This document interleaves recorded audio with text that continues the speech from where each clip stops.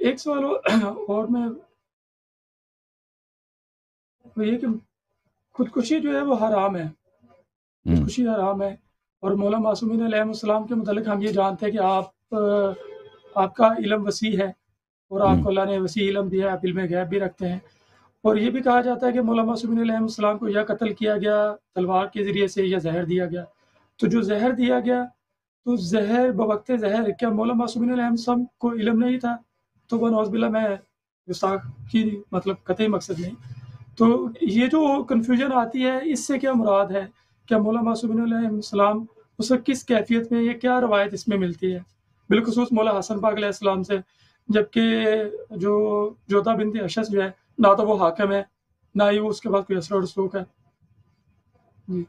جی یہ کتاب ہے الاصول من الکافی، چاپ دار الفکر، جزء اول، یہاں پہ صفحہ نمبر 258 ہے. یہ وَأَنَّ الْأَئِمَّةَ عَلَيْهِمُ السَّلَامُ يَعْلَمُونَ مَتَى يَمُوتُونَ وَأَنَّهُمْ لَا يَمُوتُونَ إِلَّا بِاخْتِيَارٍ مِّنْهُمْ.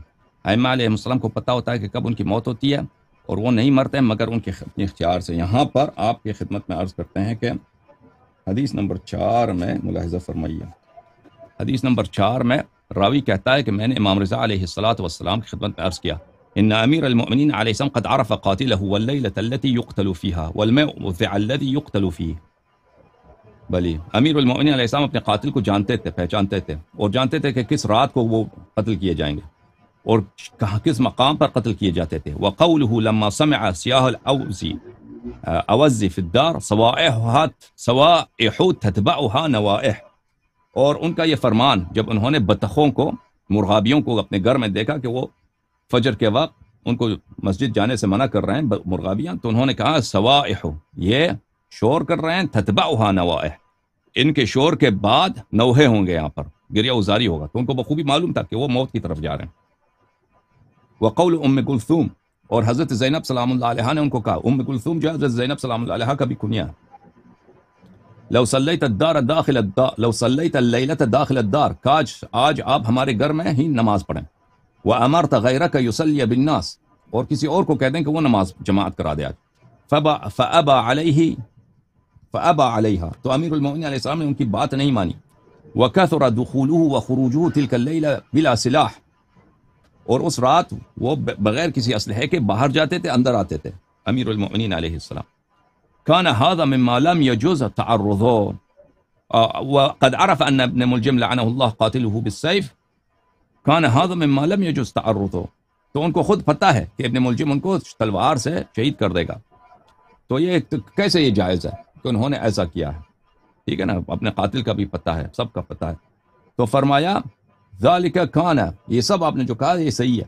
آپ نے کہا ان کو اپنے قاتل کو بھی جانتے تھے، جس رات کو ان کو قتل ہونا ہے وہ بھی جانتے تھے، کہاں پہ قتل ہوں گے وہ بھی پتہ تھا، اور بطخیں مرغابیوں نے جو شور کیا تھا ان کے متعلق بھی آپ کی بات درست ہے. سب یہ باتیں آپ نے جو کہی ہیں پتہ ہے. ولکنہ خیر فی تلک اللیلہ، لیکن اللہ کی جانب سے ان کے لیے اسپیشل حکم تھا کہ وہ مخیر تھے، اختیار تھے، یا شہادت کو قبول کریں یا دنیا میں بقا کو قبول کریں. اللہ کی جانب سے، اللہ تعالیٰ کی جانب سے ان کو اختیار تھا کہ آپ کس کو چاہتے ہیں. اللہ کی لقاء کو چاہتے ہیں، رسول اللہ صلی اللہ علیہ وسلم کی لقاء کو چاہتے ہیں، حضرت زہرا سلام اللہ علیہ کی ملاقات کو چاہتے ہیں، انبیاء علیہ السلام کی ملاقات کو چاہتے ہیں، یا دنیا میں مزید رہنا چاہتے ہیں. ٹھیک ہے نا. بلی وَلَكِنَّهُ خُيِّرَ فِي تِلْكَ اللَّيْلَةِ تَمْضَى مَقَادِيرُ اللَّهِ عَزَّ وَجَلَّ، یا یہ آپ چاہتے ہیں کہ اللہ تعالیٰ کی جو مقدر ہے وہ نافذ ہو. تو انہوں نے شہادت کو بلی قبول کیا. ٹھیک ہے نا. تو ائمہ علیہ السلام کو پتہ ہوتا ہے، لیکن ان کو اختیار ہوتا ہے، اختیار ہوتا ہے کہ وہ موت کو قبول کریں یا شہادت کو قبول کریں. مزید بولیں.